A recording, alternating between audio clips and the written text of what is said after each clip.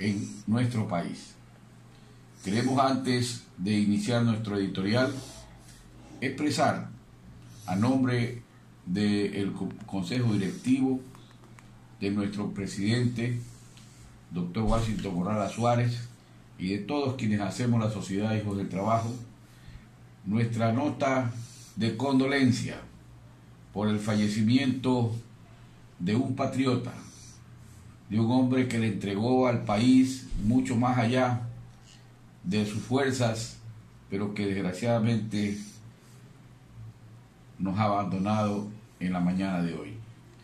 Y me refiero al doctor Francisco Huerta Montalvo, quien desde muy joven se identificó con las ideas liberales revolucionarias, y un hombre de tendencia de izquierda, quien expresara desde las aulas universitarias, desde la dirigencia de la FEUE y desde su trajinar político, tanto en Guayaquil como a nivel nacional, ser un patriota, ser un hombre fiel a sus ideas, y que se manejó hasta sus últimos días aportando al país, como su director de Diario Expreso, quien indiscutiblemente se identificaba con los ideales alfaristas.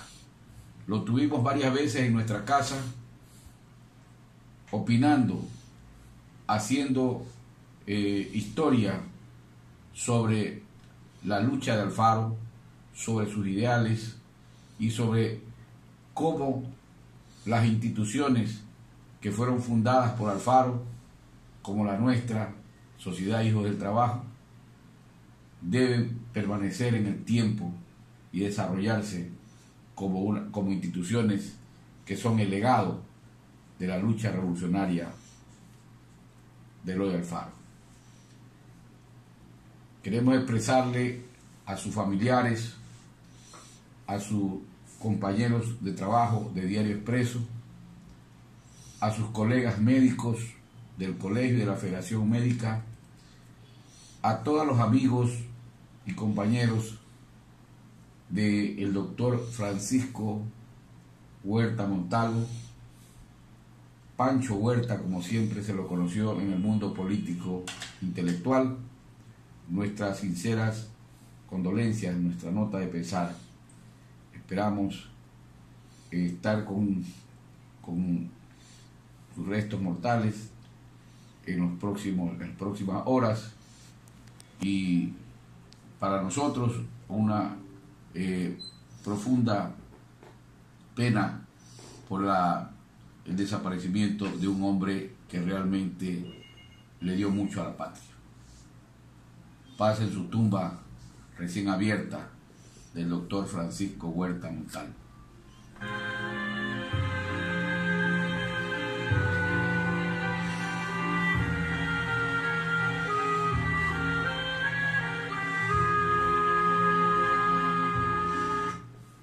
Gracias. Bueno, comenzamos con nuestro editorial. Después del acuerdo, ¿y ahora qué? En primer lugar, queríamos manifestar, de acuerdo con los dos editoriales de las últimas semanas, que nosotros queremos saludar el acuerdo al que finalmente llegaron el gobierno nacional y la CONAIE, la FENOCIN y la Federación de Indígenas Evangélicos. No nos alejamos de la verdad. Esta explosión social fue el producto de la exclusión social que el Estado ecuatoriano, que el gobierno nacional ha llevado en los últimos tiempos, y que se ha marcado fundamentalmente en los últimos 3 gobiernos pasados. Esto no debería ocurrir, porque los estados, los gobiernos deberían entender que si no toman en cuenta y seriamente que el problema que tienen los pueblos es por la marginalidad, la exclusión social, la injusticia, la inequidad. Eso es lo que se pudo evidenciar en la lucha social. Nosotros desde la Confederación Ecuatoriana de Organizaciones Clasistas Unitarias de Trabajadores expresamos nuestra solidaridad cuando esto llegaba a un punto muerto. Incluso propusimos la conformación de un gran frente para abrir un diálogo nacional, para enfrentar a un gobierno que tosudamente no visualizaba la solución. Bien por los compañeros del movimiento indígena, las poblaciones más preteridas de nuestra patria. Pero después del acuerdo, ¿y ahora qué? Decimos los trabajadores. Bueno, es que justamente mientras se desarrollaban las marchas en Quito y en todo el país, se venía fraguando un atentado contra los trabajadores del sector público y se presentó por parte del gobierno un decreto ejecutivo, el 457, el día 18 de junio del presente año. O sea, en plena manifestaciones, en el momento en que la gente reclamaba por la situación que se venía dando, el gobierno nacional, en vez de buscar la posibilidad de acuerdos, lanza un decreto, el 457, el 18 de junio de 1920, del 2022. Esto realmente a nosotros nos enardeció y nos disgustó sobremanera. Y le hicimos conocer nuestros disgustos desde esta tribuna, desde las organizaciones de trabajadores como la CEDOCUT, y fue tan fuerte las expresiones y la convocatoria que estamos realizando, que el día 20 de junio, o sea, 2 días después, el gobierno descolgó de la página de la Presidencia de la República el decreto 457. O sea, lo tapó, porque no lo ha derogado, lo tiene tapado. Esto fue una campaña que se hizo por parte de la CEDOCUT con el hashtag no más despido. No más despido. ¿Cuándo entenderán los gobiernos que cuando sacan este tipo de decretos que afectan a los trabajadores tanto privados como públicos, lo que trae es más miseria, más pobreza, más desigualdad, más marginalidad y por supuesto más encono? Y como no entienden los gobiernos la situación, nos enfrentamos a conflictos sociales que son provocados por la violencia que viene desde el poder, no desde los trabajadores. El lineamiento para la optimización del gasto público le han puesto ahora unos títulos rimbombantes que nada tienen que ver con el texto del decreto, pero le ponen ese título: lineamiento para la optimización del gasto público. Ya me imagino quién habrá redactado este famoso decreto, porque como ustedes conocen, nosotros estamos en la mesa de diálogo, ¿no?, representando al FUT, en mi caso al Racedocut, y entonces nosotros sabemos quiénes piensan así, pues, quiénes le hacen y le vienen haciendo daño al gobierno desde adentro. ¿Cómo se les puede ocurrir, si la movilización comenzó el 13 y el 18 lanzar un decreto de esta naturaleza? ¿Y qué contiene el decreto?, me preguntaban los compañeros reunidos en Manabí, de las organizaciones municipales y también de las organizaciones de trabajadores de Manta, Portoviejo, Jaramijó, Santana, El Carmen, Rocafuerte, Jama, Puerto López, bueno, todas las organizaciones con las que tuvimos el día jueves y viernes de esta semana. Recién ayer se terminó en la noche, porque fue un seminario, un taller muy movido. Se trata en este decreto 457 nada menos que de la supresión de partidas. Y me preguntaban los compañeros, ¿y qué hizo de la supresión de partidas? Es que todos los que trabajamos en el sector público, en cualquier institución autónoma o directamente de un ministerio, como maestros, como trabajadores municipales, como trabajadores en el IES, como trabajadores del Consejo Provincial, como trabajadores de los ministerios, de los bancos y de todas las instituciones. Todos los trabajadores tenemos una partida presupuestaria. Si el presidente de la República dispone a través de un decreto la supresión de partidas, y si le juega la lotería a cualquier trabajador, al día siguiente, si no tiene partida, no le pagan. Así de sencillo. Le suprimen la partida. ¿No ves que en el sector público no hay estabilidad laboral? Porque no se manejan con ningún estatuto, código o ley de protección al trabajador.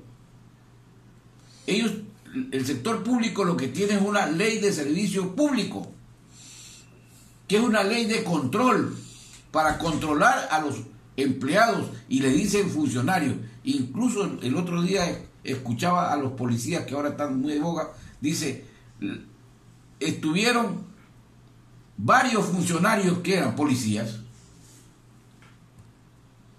o en los municipios, los funcionarios que fueron a hacer la limpieza, ¿quiénes eran? Trabajadores de aseo de calle, funcionarios.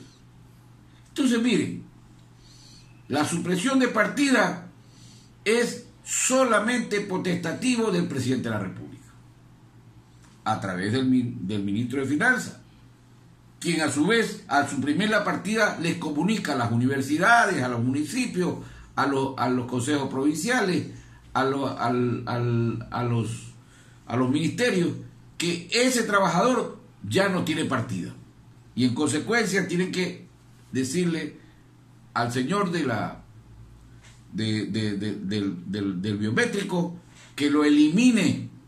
Cuando llega y pone el dedo, el ojo, ya no le capta la marcación. ¿Por qué? Porque le suprimieron la partida sin decirle absolutamente nada. Entonces los compañeros, ¿entonces qué hacemos? ¿Qué hacemos? Ahora, así como conformamos el Frente de Defensa por el Empleo en el sector público en Manabí, tenemos que conformarlo en todo el país. Porque tenemos que ir a hacer una gran marcha nacional a Quito. No vamos a marchar aquí en Guayaquil, en Portoviejo, en Manta. No. Vamos a marchar en la ciudad de Quito. Porque es la única forma de que nos atiendan. Así como han atendido a una minoría de la población,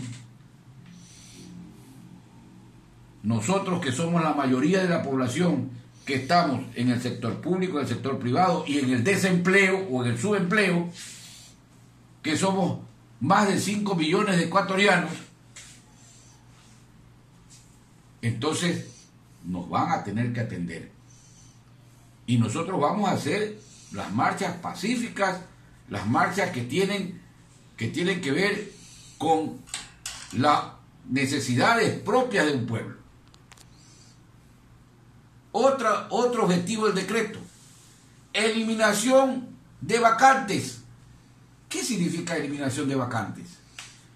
Que cuando una persona se jubila queda una vacante, cuando una persona renuncia queda una vacante, cuando una persona asciende a otro puesto queda una vacante. Bueno, esa vacante ya no existe.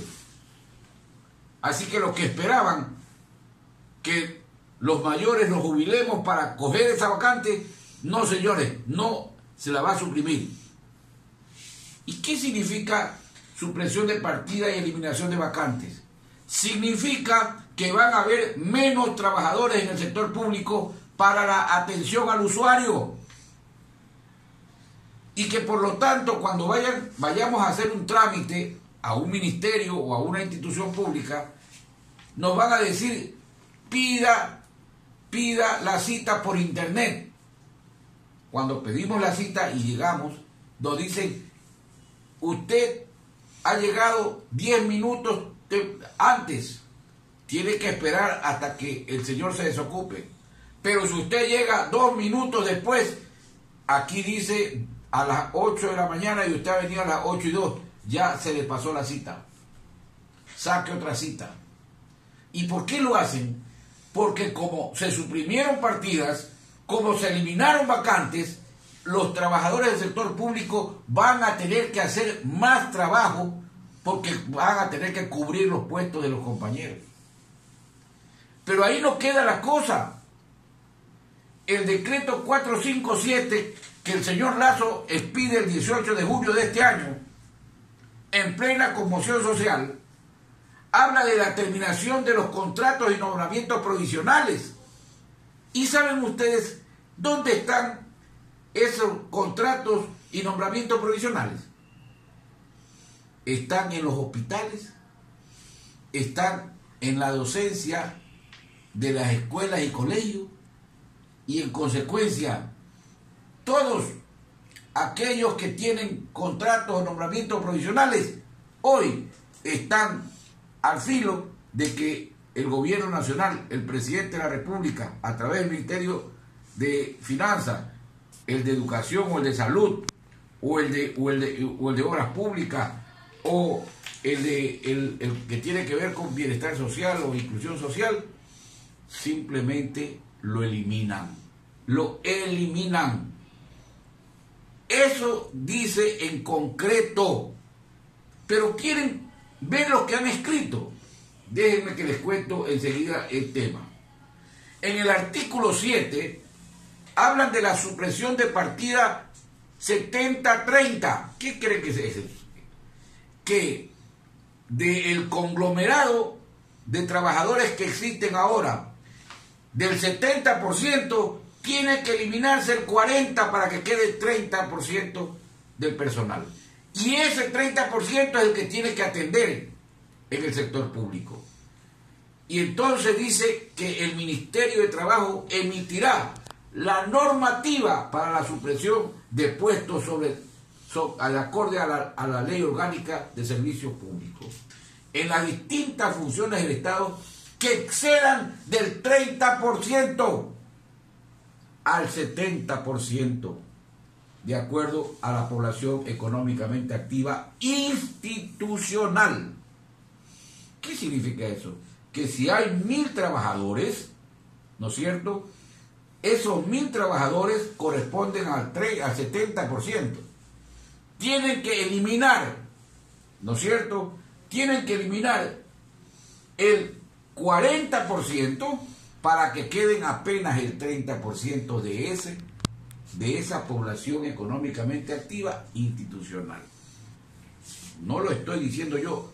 Vayan al internet, busquen el decreto 457 y vean el artículo 7. Pero no queda ahí. El artículo 8 manifiesta que se eliminan las partidas vacantes, activos o inactivos. No es que algunas instituciones o empresas tienen una bolsita de vacantes y los tienen inactivos para darle a los amigos o para favorecer a alguna persona.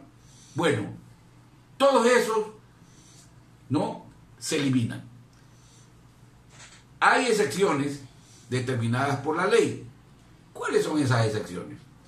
La gente que tiene una discapacidad, la gente que tiene una enfermedad catastrófica, las mujeres embarazadas, esas son las excepciones. Pero ni modo que vamos a tener 100.000 discapacitados o mujeres embarazadas o personas con enfermedad catastrófica para poderse quedar con el empleo.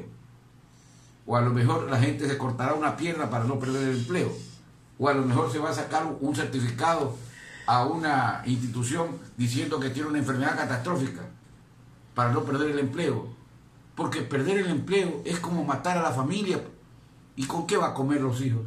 ¿Y con qué va a pagar la luz? ¿Y con qué va a pagar el agua? ¿Y con qué se va a ir? Se va a ir a atenderse la salud. Bueno, en fin. Pero ahí no queda todavía el asunto. El decreto 457, transgrediendo la Constitución y la ley, establece un sistema de evaluación de trabajo para los trabajadores. Porque como yo no soy empleado, yo soy trabajador, yo soy sujeto al Código del Trabajo. ¿Dónde es? Este decreto es para evaluar a los trabajadores. Dice, servidores y obreros del año 2022 y 2023. ¿Qué les parece? O sea que lo votan este año y si no te votan este año, te van a votar el próximo. Ahora, dice, las evaluaciones deben ser remitidas a la empresa coordinadora de empresas públicas. O sea, crearon, no este gobierno, en la época de Correa, crearon esta empresa de coordinación de empresas públicas para evaluar y despedir. Porque esto es la herencia del correato, quiero decirles, y de Moreno. Esta herencia no es del señor Lazo. Él los está votando. Pero esto de no haberle dado nombramiento definitivo o contratos de trabajo definitivo en el sector público, esas fueron las maldades del gobierno supuestamente de carácter revolucionario, no sé qué tonterías se inventaban estos clichés. En fin, pero además de esto, ¿no es cierto? Dice el artículo 10, la terminación de contratos y nombramientos provisionales y no se podrá contratar a nuevos por esos cargos. Es decir, que como se elimina la vacante, como se eliminen los contratos, ninguna institución, de acuerdo con el decreto, podrá volver a contratar en ese mismo puesto. Entonces eso es, primero, despido, y segundo, aumento de trabajo para quienes laboran en el sector público. Pero como hay que ponerle a esto, ¿no es cierto?, como quien dice la tapa, el artículo 11 habla que el Ministerio de Trabajo se podrá abstener de autorizar la contratación del personal adicional. ¿Esto qué quiere decir?